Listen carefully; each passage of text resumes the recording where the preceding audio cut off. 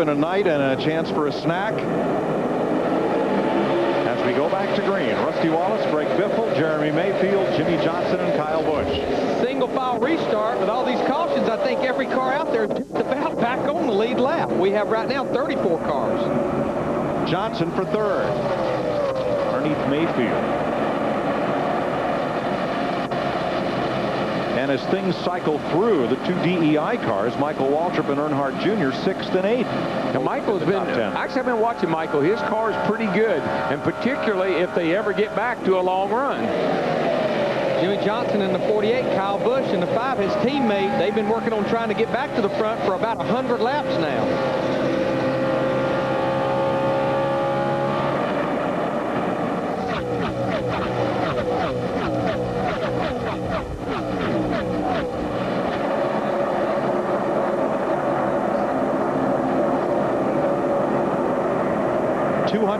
Laps, 230 miles to go, rather, as Jeff Gordon battles Brian Vickers.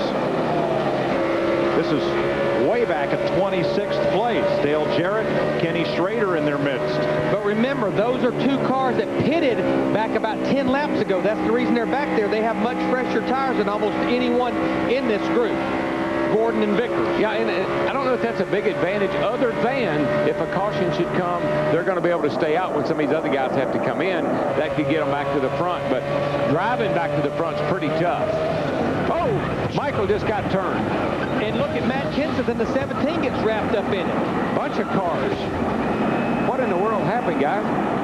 You think Chip Ganassi's had problems? I think the two DEI cars just got together and brought on that big pileup on the straightaway. I tell you, that's right where there's no soft wall, and that's all on left side too. A lot of damage to the 8 car. Both these cars were running in the top 10. In fact, last time by, Michael Waltrip 6th, Jr. 7th, and Matt Kenseth in 18. You see Terry Labonte in the 44 as well with a lot of damage. I'm just real worried about that, where that hit was, because that's there's no soft wall right there. Junior is going to be able to limp it around to pit road. Matt Kenseth has taken off his helmet. You see that he's okay, and Darrell, your brother's okay. That was a hard lick, though.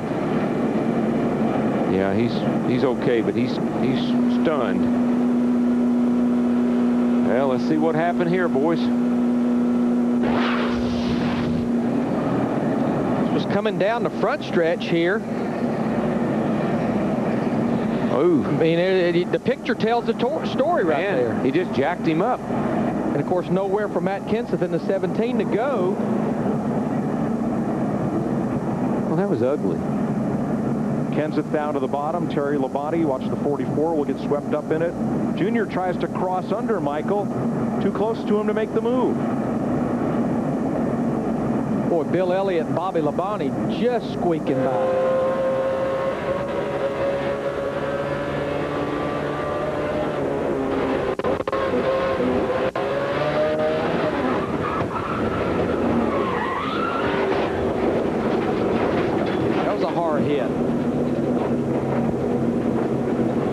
We'll see Junior try to cross under Michael.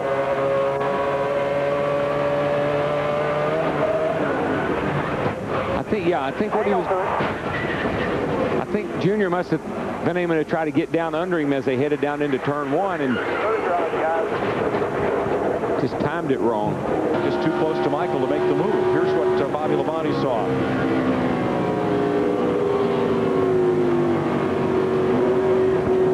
Saw trouble all around. Boy, Joe Gibbs has got to be having a sigh of relief. Terry Labonte has climbed out of his car. He is okay.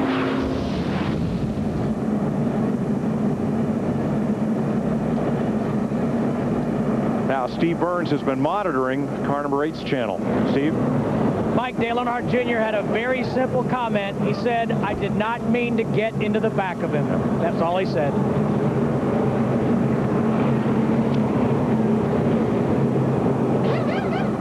3 DEI cars in this race. Martin Truex involved in 2 incidents. And now Dale Jr. gets into the back of Michael Waltrip and takes the other 2 cars out of this race. So Ganassi, he thought he was having a bad night. He loses a couple of cars.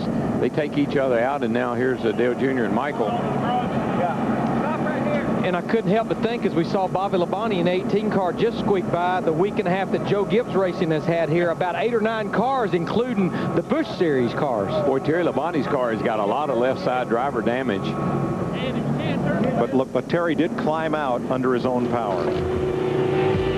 Under caution for a multi-car pileup in turn 1.